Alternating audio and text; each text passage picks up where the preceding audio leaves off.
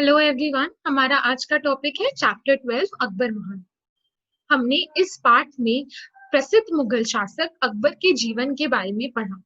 तो चलिए इस पाठ की सारांश से शुरुआत करते हैं।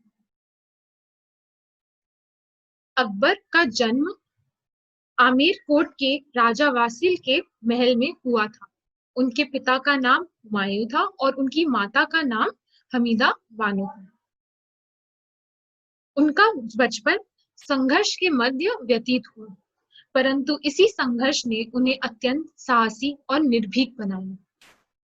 उनका मन पढ़ाई में कम और अनुभव के ज्ञान में ज्यादा था। केवल 14 वर्ष की आयु में ही उनके पिता का देहांत हो गया। फिर भी अपने संरक्षक बैरम खां और धर्म शिक्षक अब्दुल लातीफ की सहायता से उन्होंने अपना यश अर्जित किया। 20 वर्ष की आयु में ही वह एक प्रसिद्ध मुगल शासक के रूप में स्थापित हुए। अकबर एक उदार शासक थे। उन्होंने तीर्थ यात्रा पर लगाया जाने वाला यात्रा कर माफ किया। साथ ही साथ उन्होंने हिंदुओं पर लगाया जाने वाला जजिया कर भी माफ किया। इसके अलावा उन्होंने हर धर्म के लोगों को अपने धर्म को पालन करने की स्वतंत्रता दी। वह पूरे राष्ट्र में सिर्फ राजनीतिक एकता नहीं स्थापित करना चाहते थे, पर साथ ही साथ सांस्कृतिक और धार्मिक सद्भाव को भी कायम रखना चाहते थे।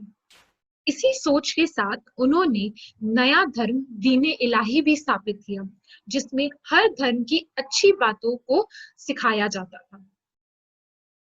अकबर के दरबार में सभी विद्वानों और कलाकार का केंद्र था।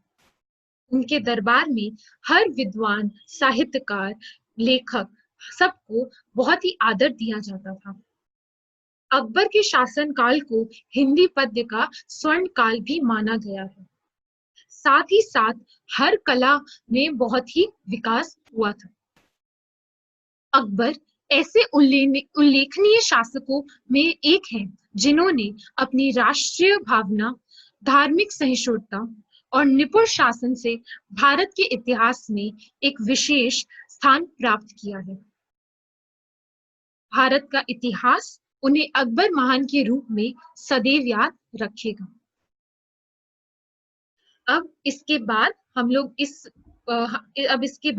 हम लोग इसके प्रश्नोत्तर देखते हैं।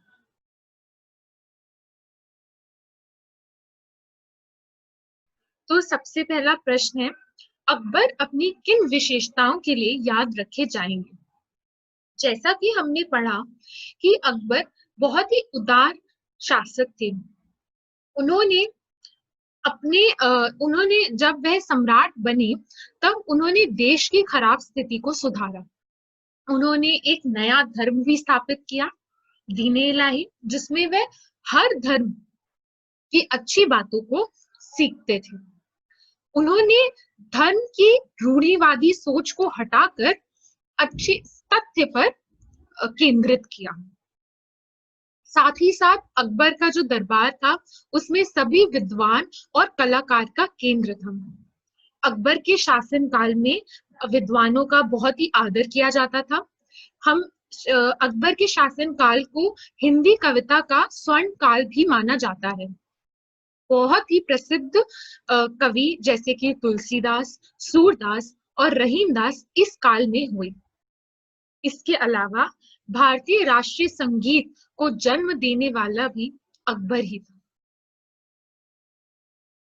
प्रसिद्ध गायक जैसे तानसेन, बैजू बावरा इनके शासन काल में हुए। इसके अलावा अकबर ने चित्रकारी में भी उन्नति दी।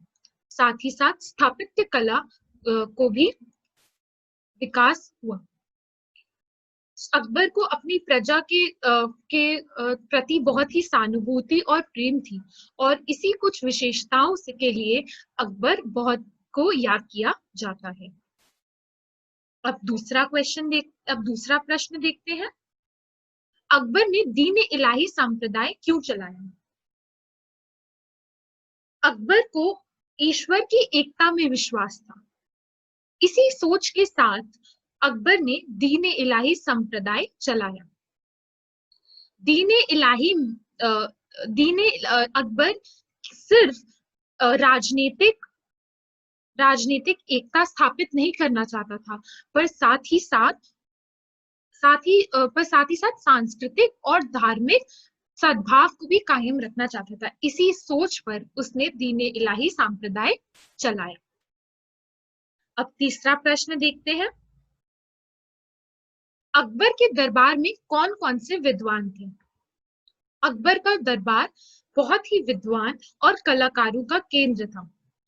उसके दरबार में अबुल फजल, अब्दुल रहीम खाना, रसखान, निजामुद्दीन जैसे अनेक कवि रहते थे। Thank you.